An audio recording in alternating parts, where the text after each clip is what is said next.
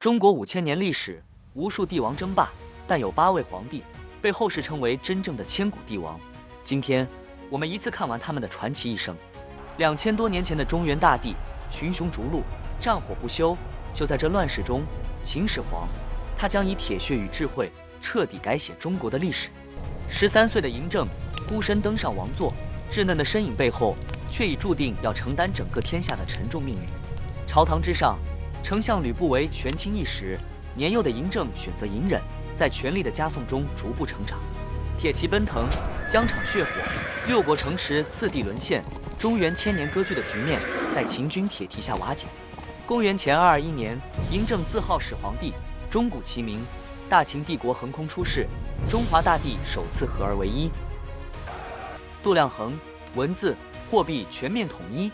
这一系列改革为大一统帝国奠定了千秋不朽的制度基础。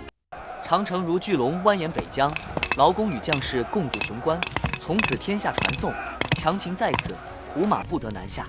烈焰冲天，书卷化灰，世人悲泣，思想被禁锢。帝国的荣耀背后隐藏着专制的阴影。地宫深处，万千兵勇肃立如生，嬴政追逐永恒，最终以沉睡地下的陵墓留下一世传奇。他是千古一帝，亦是争议不休的统治者。秦始皇用短暂而绚烂的一生，打下了中华文明大一统的基石。汉武帝一生征战不休，他铁骑北击匈奴，开疆万里，却也因穷兵黩武，让大汉财力几近枯竭。他是最具雄心的皇帝，也是最具争议的雄主。16岁登基，少年武帝凝视龙椅，野心与疑惑同在心中。董仲舒进言罢黜百家，独尊儒术，自此思想统一成为帝国基石。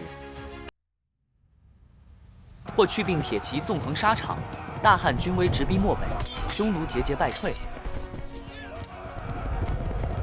驼铃悠长，张骞踏上丝绸之路，开启东西方交流的新时代。国家垄断盐铁，强化财政，为持续战争提供血脉。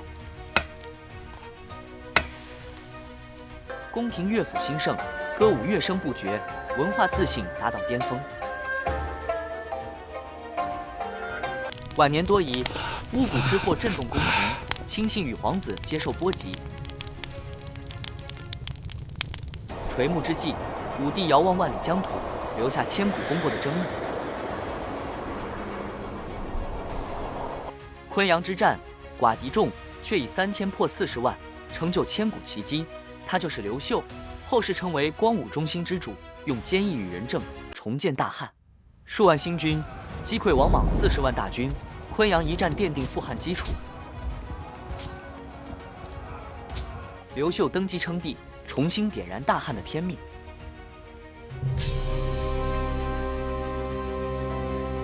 云台28将列阵，文武并用，形成强大班底。笑。巡视田间，抚慰百姓，重建战乱后的民心。减税赋，博徭役，百姓安居乐业，社会渐复安定。大军四出，逐一削平割据势力，重归一统。朝廷制度恢复，国家法度重建，帝国再度稳固。刘秀被誉为中兴之主，开创东汉盛世。一位看似低调的开国皇帝，却在短短数年完成南北统一，奠定大唐繁荣的基础。他就是隋文帝杨坚，历史上的真正奠基者。北周衰微，杨坚步步为营，握住军政大权，洛阳受禅，建立隋朝，改变天下格局。律令严明，百姓安定，史称开皇之治。3省6部制确立，中央集权空前强化。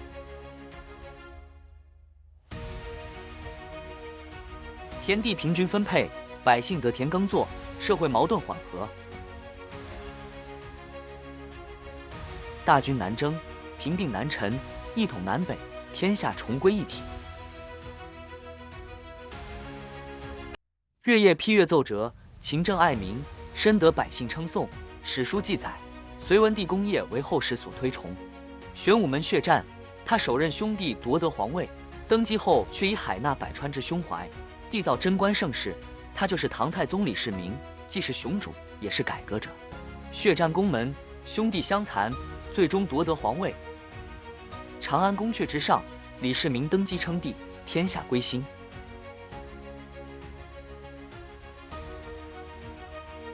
贞观之治，施政清明，百姓安定，奠定大唐盛世基础。魏征执剑如刀，太宗沉思接纳，展现君主胸怀。唐军纵横草原，突厥臣服，国威远播。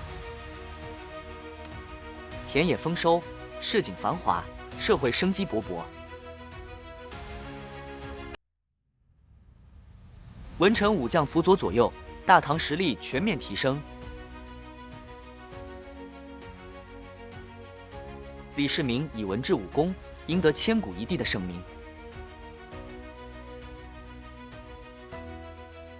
一场陈桥兵变，黄袍加身，他兵不血刃夺取天下，却以杯酒释兵权，稳固大宋百年基业。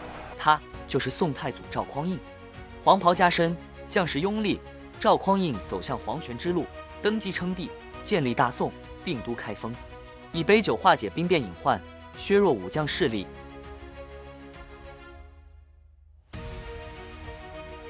重用文臣，抑制武力，以文化治理天下。税制改良，百姓负担减轻，民生改善，市井繁荣，书坊林立，经济文化全面发展。平定割据，重新统一南北。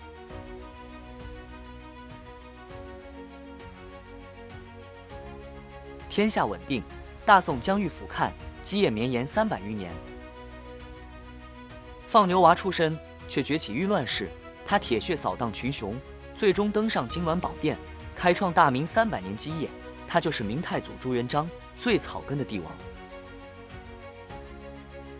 放牛流浪，朱元璋自苦难中走出，投身起义，走上反元之路。与群雄争霸，战火不息，终于脱颖而出，建立明朝，定都阴天，改写历史格局。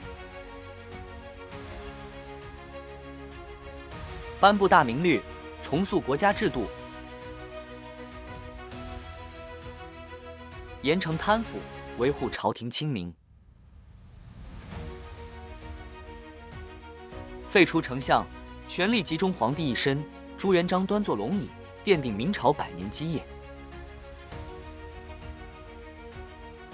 秦有始皇，清有圣祖。康熙8岁登基，61年掌权，他以智慧与魄力奠定清朝最盛世的基础。康熙年仅8岁即位，朝政暂由太后与大臣辅佐，幼主初登大宝，举国上下皆在观望。14岁时，康熙设计擒拿权臣鳌拜，震惊朝野，自此真正夺回皇权，开始亲政。3番割据威胁中央，康熙果断削藩，历经8年征战，最终平定吴三桂叛乱，巩固统一。康熙命侍郎率水师大败郑氏势力，台湾回归大清，从此东南海疆稳固。东北边境战火四起，康熙远征雅克萨，最终签订尼布楚条约，中国首次以平等条约划定疆界。康熙多次南巡，体察民情，与百姓清谈疾苦，展现一位亲民勤政的皇帝。他整顿法治，推崇文教，使百姓安居，国力日盛，奠定康乾盛世的根基。在位61年，白发康熙回望江山，功过并存，却以镌刻千古，成为清代最伟大的帝王。从秦始皇到康熙，这8位帝王书写了中国最辉煌的篇章。你心中的千古第一帝是谁呢？在评论区告诉我们，并别忘了订阅加点赞加分享历史之旅。